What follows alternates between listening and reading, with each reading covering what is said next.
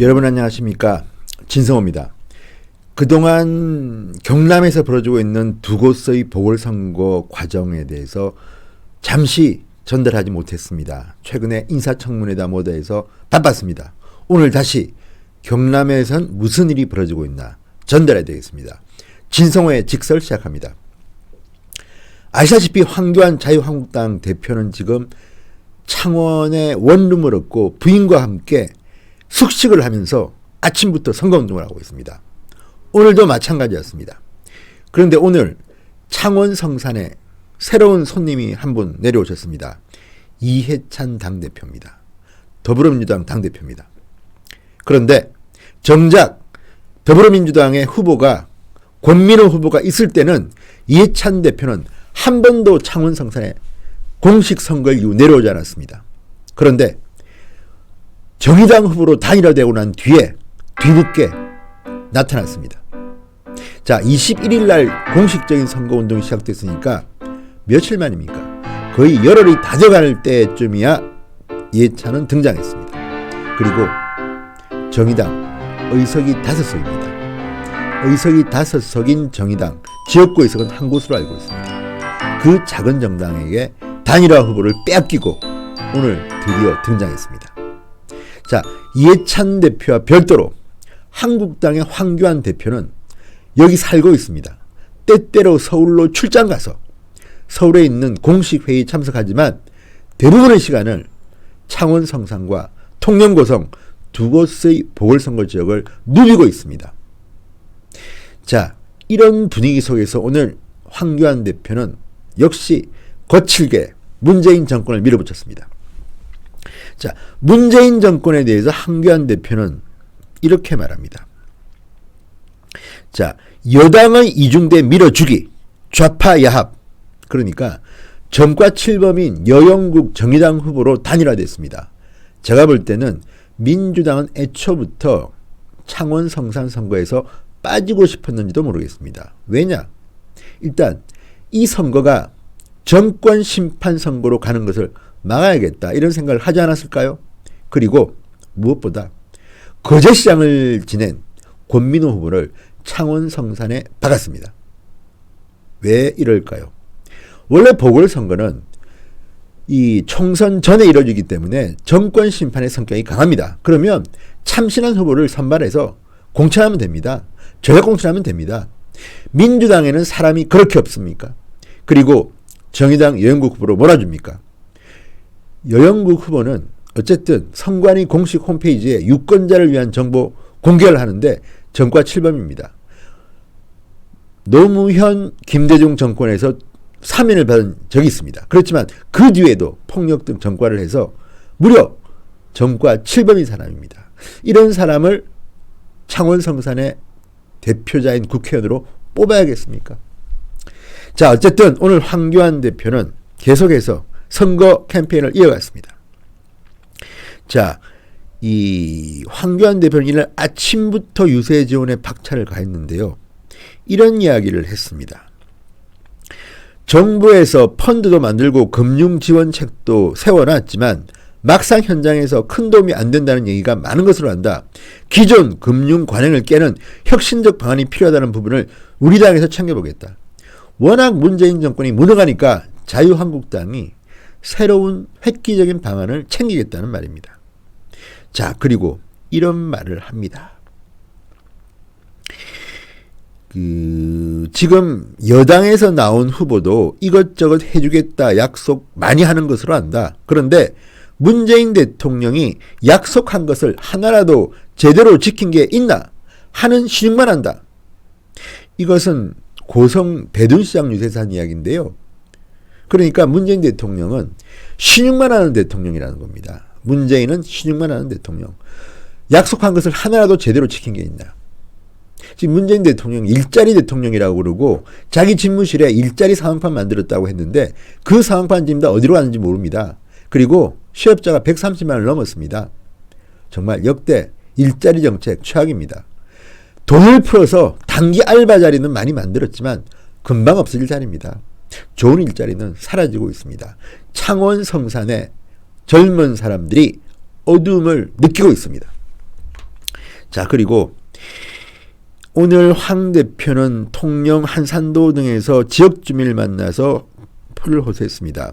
그런데 역시 창원 성산이 쉽지는 않습니다. 그렇긴 하지만 저는 뒤집을 수 있다고 봅니다.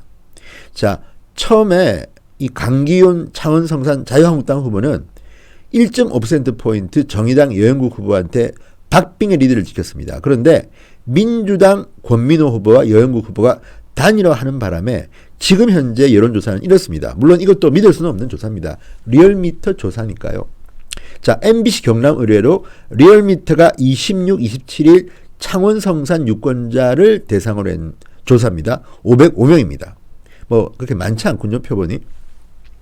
자, 여영국 44.8, 강기훈 35.7입니다. 지금은 단일화 효과로 좀 올랐지만 뒤집어질 수 있습니다. 왜? 인사청문회 여러분 보셨죠? 창원에서도 TV 보고 신문 보고 다 봅니다. 자, 이런 사람들을 장관시키겠다는 문재인 정권을 창원 유권자들이 어떻게 심판해야 될까요? 아니, 정말 오만합니다. 집 세 채를 국토부 장관의 주택정책을 시키고 과기부 장관은 아내와 46번 중에서 36번의 해외 출장을 동반으로 갔다 오고 아들은 유학비 7억에 포르쉐 벤츠를 타고 다닙니다. 이런 말도 안 되는 사람들을 지금 장관시키겠다고 한 이 정권 심판해야 됩니다. 국민들이 대표로 보궐선거를 통해서 보여줘야 됩니다. 보궐선거는요, 인물 경쟁도 중요합니다. 그렇지만 더 중요한 것은 기세입니다. 바람입니다. 이길 수 있습니다. 황교안 대표 지더라도 마지막까지 열심히 하는 모습 정말 보기 좋습니다. 원래 이 지역은 노회찬 전 의원의 지역구였습니다. 과거 여러 차례 선거에서 한국당 후보가 된 적은 딱 한 번 있습니다. 그리고 3번 정도를 최근에 저쪽 후보들이 가져갔습니다. 지금 현재 창원시장도 허성무 민주당 후보가 당선된 지역입니다. 자, 이 정도로 힘든 지역이지만 지금 분위기는 좋다고 합니다. 왜? 문재인 정권에 화났으니까요. 그리고 그래서인지 민주당은 고의로 회피했다는 이런 비판을 받고 있습니다. 정의당 후보가 나섰습니다. 지금 정의당은 노회찬 대 황교안 싸움으로 몰고 하고 있습니다. 하십시오. 이깁니다. 노회찬 전 의원이 왜 보궐선거를 만들게 했습니까? 뇌물을 받아서 극단적인 선택, 자살을 했기 때문입니다. 물론 노회찬 개인은 훌륭한 정치인으로 칭찬을 많이 받았던 분입니다만 이 지역구에서 왜 선거를 치릅니까? 노회찬 전 의원이 극단적인 선택을 했기 때문 아닙니까? 유권자와의 약속을 어기고 부패 혐의로 사실상 보궐선거를 치르게 된 겁니다. 그렇다면 한국당 후보한테 표를 주셔야죠. 정과 7번 후보한테 표를 주셔야 되겠습니까? 오늘 이해찬 대표가 내려왔다고 합니다. 그런데 참 낯뜨겁습니다. 베트남 2박 3일 동안 다녀오시고 그리고 29일에야 경남에 등장한 이해찬. 자, 오늘 사진을 보니까요. 이해찬 대표는 여영국 정의당 후보와 손을 잡고 다닙니다. 그리고 돈을 풀겠다고 합니다. 여영국은 정의당 후보이면서 동시에 민주당 후보다. 창원에 좋은 일자리를 만드는 투자 협약, 고용, 산업위기 지역 확대, 창원 사랑 상품권 1천억 원 발행. 그러니까 돈으로 그냥 막 쳐바르겠다는 거 아닙니까? 그리고 민주당이 왜 정의당 후보한테 이렇게 지원을 해줍니까? 이것도 제가 볼 때는 선거 정신에 위반되는 겁니다. 그리고 1천억 원 상품권 발행. 이거요, 돈 선거 하겠다는 건데, 이거를 옛날에 뭐 고무신작 돌리는 거하고 비누 돌리는 거하고 뭐가 다릅니까? 이해찬 대표, 참 과거에 야당 시절에는 신선하다는 평을 들었던 분이 참 많이 변했습니다. 그리고 지금 황교안 대표의 말처럼 문재인 정권은 약속 지킨 게 제대로 있습니까? 그런데 이렇게 돈 풀겠다고 하는 약속 믿지 마십시오.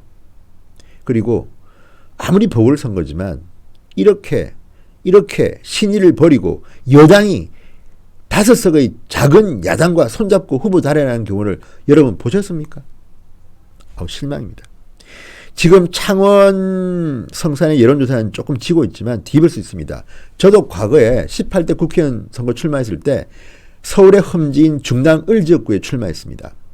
선거 일주일 전만 해도 저는 상대 후보인 민주당의 김덕규 후보, 당시 현역 5선 의원의 국회 부회장을 지낸 막강한 중진 의원이었습니다. 저하고는 게임이 참이 안 됐습니다. 여론조사 해보니까 일주일 전만 해도 거의 차이가 상당히 벌어졌습니다. 그런데 뒤집었습니다. 왜? 바람이 불면 됩니다. 저 사람은 안 됩니다. 왜? 그동안에 노무현 정권이 얼마나 실정을 했습니까? 그리고 중당 을지역에 김덕규 의원이 5선을 하면서 해놓은 게 뭐가 있습니까?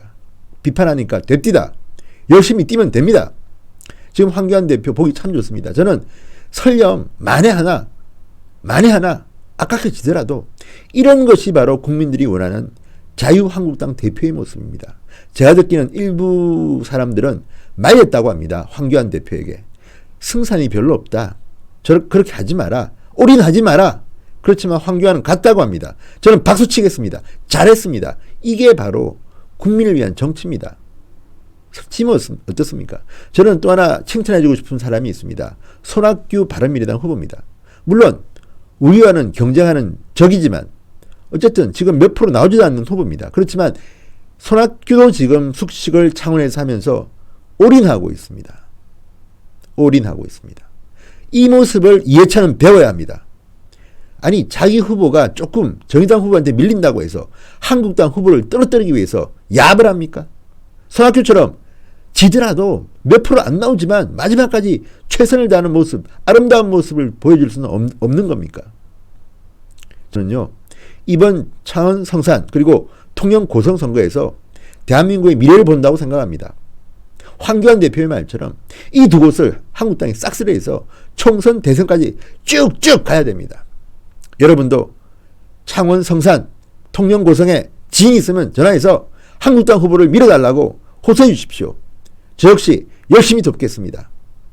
시청자 여러분, 경남의 두 곳 보궐선거가 4월 3일 다음 주 수요일 날 있습니다. 마음으로도 성원해 주십시오. 그리고 황교안 대표 화이팅! 그리고 오세훈 전 서울시장, 한성교 사무총장, 많은 분들이 지금 고생하고 있습니다. 현지에서. 그리고 민주당은 상상 못할 겁니다. 황교안과 경쟁했던 오세훈이 거기 갔다는 것. 통영고성의 정점식 후보 손잡고 다니니까 사람들이 오세훈 왔다고 보니까 옆에 이분이 후보입니다. 그렇게 해서 선거운동 하는 겁니다. 여러분, 한국당은 마지막까지 최선을 다하고 반드시 이길 겁니다. 여러분 성원해 주십시오. 오늘 진성호의 직설 여기까지입니다. 여러분 대단히 감사합니다.